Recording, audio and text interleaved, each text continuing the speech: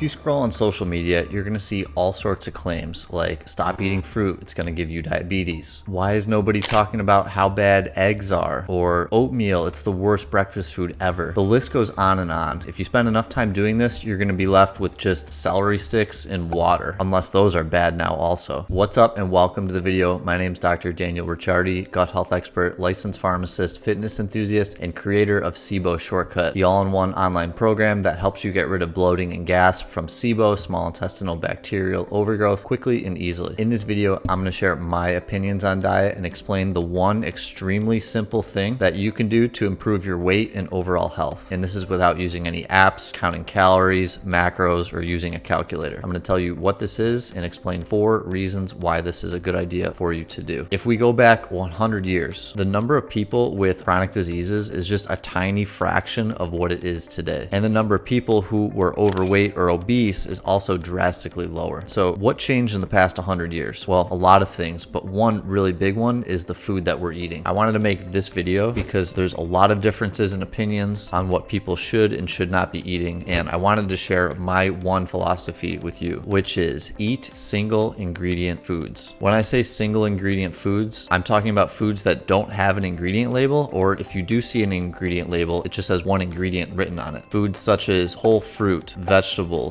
meat, chicken, eggs, rice, oats, nuts, etc. Anything with one ingredient counts. Things that don't count are foods with a long list of additional chemicals in the ingredient label, foods with extra added ingredients, added oils, added sugar, natural flavors, thickening agents. A lot of these extra ingredients are actually things that sound healthy, but they're typically only there to make the food taste better and even make you consume more of it. I first learned about single ingredient foods by the book Fat Funeral by Daniel DeLumo. His book is the most researched weight loss book of all time. It includes 1,500 peer-reviewed studies looking at what makes people lose weight and what makes people gain weight. This is the most useful book I've ever read on diet, weight loss, and preventing chronic disease. Link in description below if you want to check it out. Now, here's the 4 major reasons why one ingredient foods are king. First, if you want to lose weight, would you rather go to bed feeling hungry or go to bed feeling satisfied? Every food is different when it comes to its satiety index, which is how full that food makes you feel after you eat it. For example, if I asked you right now to eat 1,000 calories worth of potato chips, which for reference, this is about 2/3 of a bag of Lay's original potato chips in the family size bag. We've never met, but I'd be willing to bet that eating 1,000 calories of potato chips would not be an issue for you. You may even be able to go and have your regular dinner afterwards. On the other hand, I dare anybody to eat 1,000 calories of white baked potatoes. For reference, this would be roughly 8 medium-sized baked potatoes. Again, I don't mean to doubt you, but that's not happening. This shows you the power of the satiety index of a food. The white potato is one of the most filling foods that exists per calorie. So to be totally transparent, I'm sharing a very extreme example with you first, but across the board, single one ingredient foods are in general more filling per calorie than their processed food counterparts. This is great for weight loss because calories in, calories out really matters. Wouldn't you want to eat the most filling calories you possibly could if you're trying to lose weight? There are people that say only calories matter when it comes to weight loss, and if you eat all processed foods, that shouldn't matter. This is true if you had the motivation and discipline of a robot, where even though you had extreme hunger, you still wouldn't eat anyway because you maxed out your calories for the day. You'd be able to make this work. However, I don't know anybody, myself included, that hasn't felt the urge to indulge on more food than they technically were supposed to eat that day. Single ingredient food diet just helps solve for this, because if you're already satisfied with the amount of food that you ate, you're not even going to need motivation or willpower to follow your diet. As I started to talk about before, processed foods do the exact opposite of this. In fact, a lot of ingredients such as natural flavors actually hijack your brain and make you crave more and more of that food, kind of like an addiction. This short video here proves it. If you want to check it out, the companies that make natural ingredients are literally telling you what they're doing and why they're doing it. So it's actually designed to make you fail. Second reason single ingredient foods are king: there's more nutrients per calorie. A healthy body is like making your favorite recipe. If you only have 75% of the most important ingredient to make that recipe, your food is going to taste bad and you're going to be disappointed. The same thing goes for your body. If you're nutrient deficient, you may feel fine for a while, but eventually something's going to go wrong. Processed foods typically have one of the following 3 ingredients: 1, added oil; 2, added sugar; or 3, added white flour. These 3 ingredients account for extra calories in that food without really providing any extra nutritional value. Processed food also typically undergoes more chemical and mechanical processes that can strip nutrients from food. It's already difficult enough to get all the nutrients you need in your daily diet, but eating only single ingredient foods may be able to help you achieve this. Reason number 3 that single ingredient foods are king: less likely to cause inflammation and chronic disease. There's an interesting section in the book Fat Funeral that I just referenced where they looked at all these different civilizations that eat all these different types of diets. Some diets were very, very high carbohydrate, some were very, very high fat, and everything in between. And in a lot of these civilizations, there was practically zero chronic disease. And the reason was, no matter what type of macronutrient diet or type of foods they're eating, their foods were all single ingredient whole foods. Then as the people from these civilizations traveled to more developed countries like the United States, they ended up developing chronic diseases because they were eating a very different diet. You could argue there's other factors as well, but that the diet is definitely involved. Imagine for a second that you're part of the immune system of a human that has evolved over thousands and thousands of years. You see a piece of food enter the body that you are protecting. If that food is something that you recognize, something like nuts, meats, vegetables, fruits, eggs, you're probably going to recognize that that is an actual food and not a potential threat to your body. But you see all these other extra ingredients entering the body, you may not know what they are, and as a result, you react. This reaction causes a lot of inflammation in the body, and it can be responsible for a lot of the symptoms that you feel and chronic illness down the road, because a big portion of chronic illness is actually just the result of chronic inflammation over a long period of time. And the 4th reason single ingredient foods are king is you don't need to wonder what to eat. Notice I haven't talked about macros at all in this video: protein, carbs, fats, how many of each you should be eating. Well, if you care about physique and bodybuilding, obviously having a certain amount of protein and hitting certain macronutrient goals is going to be important for you. For other people, if you're just concerned with general health, feeling good, and preventing chronic disease, really any type of diet can work, whether you're doing more plant-based, more meat-based, keto. Obviously, in certain scenarios, you may want to make sure that you're supplementing with certain things to make up for certain foods you may not be eating. But to say that a certain type of diet can't work if you're eating all single ingredient foods in it, I don't necessarily think this is accurate. Certain foods get villainized as well, and I'm not really sure the reason why. Foods such as fruit get attacked, where people are saying like, don't eat fruit, fruit's going to give you diabetes. I don't see anybody anywhere ever that's going out and eating 10 servings of fruit. Nobody's doing this. I think in a lot of research studies and data, a lot of it is manipulated to get the outcome that people are looking for. But using the fruit example again, there's no issue with eating whole fruit. However, if you change it from whole fruit to fruit juice, that's completely different because you're removing all the fiber, and fruit is now no longer the same fruit. You could go through this with pretty much every single food example possible, which I'm not going to do for the interest of time. In conclusion, there's so much overwhelming information about what food you should or should not be eating. It kind of bothers me that it's become so complicated, and it sucks for everybody because most people are generally trying to be healthier and trying to do the right thing, and being pulled in every single direction makes it incredibly difficult to know what to do. This is why I love the 1 ingredient food rule to be your compass when deciding what to eat. Everybody's body is different. Are all single ingredient foods going to agree with everybody? No, absolutely not. But it's far better than the alternative of eating processed foods. If you want to lose weight, maintain your current healthy weight easily, and have less risk of chronic disease, I'd recommend testing this out. That is all for today. If you enjoyed the video, please like and subscribe to my channel for more related content. I post a new full-length video every Monday and YouTube Shorts daily throughout the week. Thanks so much for watching, and I'll see you in the next video.